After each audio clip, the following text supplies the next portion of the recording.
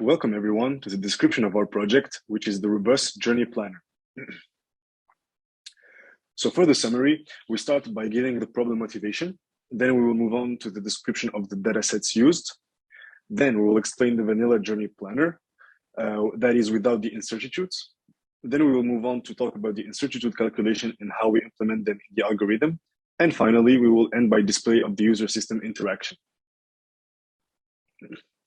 So for the problem motivation, the goal is to design a robust journey planner, which refers to providing a user with a path from a starting point to his chosen destination. This is a widely used application which is used on a daily basis, and the goal is to provide the user with an optimal path. But here, the optimality is actually twofold, as we have on the one hand, the time optimality, so the goal is to find the shortest and fastest path, but also, on the other hand, the incertitude optimality, which is that the path should take into account average delays and allow the user to reach destination on time, given those incertitudes. Before we can start working on our algorithm, we have to take several steps to prepare our data. Because we're dealing with a prototype that is supposed to show the capabilities of our approach, we took the liberty to set some simplifying assumptions.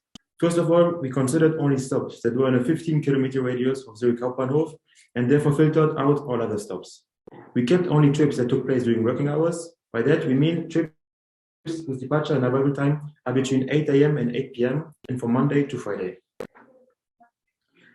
The next step was to create the edges that were used in the DFS algorithm.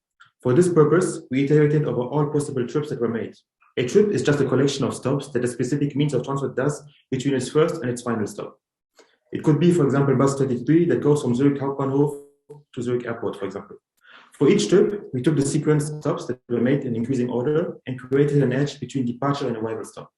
For example, if trip number 9753 goes from node A to node B from 9 a.m. to 9:05, then those would represent an edge on our graph.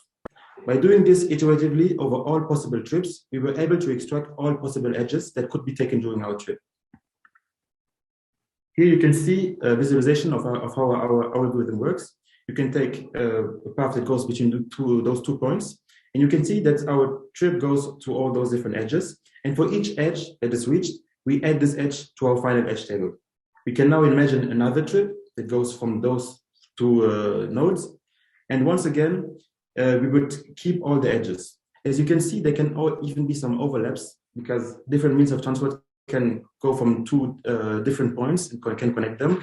But this is not the problem because afterwards we still have different trip IDs and different times to identify our different edges. So after iterating over all trips, we have created our whole table of edges. So moving on to the vanilla journey planning, we start by giving a formal problem statement. So giving a starting point, an ending point, and a chosen arrival time, we have to find all paths that lead from start to end before that arrival time. And the solution is mainly based on the graph structure described previously, as we are going to implement a depth-first search that explores all possible paths from starting node until reaching the destination node. The resulting paths are then sorted according to duration, walked distance, and number of transfers made. This algorithm relies on 2 main data structures, which are the edge class, which is used to represent the multi-edges, as they contain multiple information such as the starting time, the ending time, the trip ID, route ID, whether or not the edge is a walking edge. And also we rely on the all edges, which is a map of the form node to a list of edges, which contains all edges that originate from the key node. Then the algorithm moves on by defining the time window of the potential paths as n minus 2 hours to the end time. It also accepts some tunable constants for the planning, such as the minimum transfer time, which is the minimum time allowed to make a transfer, which is set as 2 minutes, the maximum time for a transfer set as 30 minutes, and the maximum number of transfers, which is set at 3. This not only makes the journey more comfortable for the user, it also improves the runtime of the algorithm by reducing the recursion level. We also have to take into account walking edges, as the user is allowed to walk between nearby stops to make transfers. However, the total walking distance should not be more than 500 meters, and we define the duration of the walking edge using the walking speed of 50 meters per minute. Finally, we also implement a dynamic time window.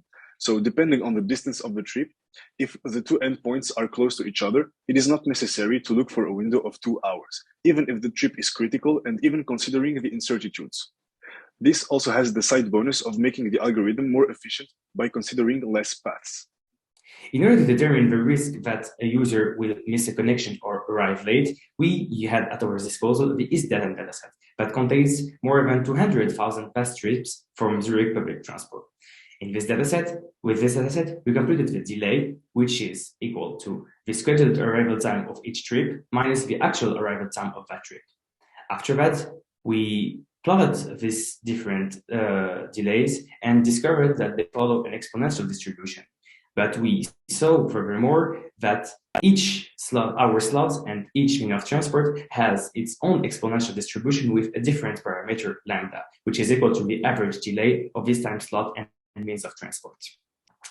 After that, we used this exponential distribution in order to calculate the probability that a user will miss or no its connection or arrive late.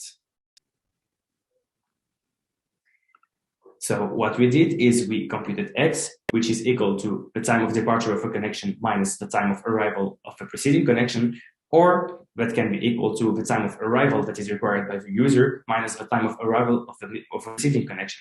And we then rejected all the paths that are exceeding a 50% probability that the user either misses a connection or arrives late. Now let's talk a little bit about the user and system interaction. What we did is that we created an interface that will permit the user to select the departure station, the arrival station, and the arrival time that he chose. And then our system will show all the shortest path on a map. And the user will have the ability to select the path and see all the information about this path. Furthermore, the user will have the ability to see the probability of missing the connection or arriving late, which will help him to take a decision of taking this path or no. That was a quick introduction to our robust journey planner. Thanks for hearing us. Thank you.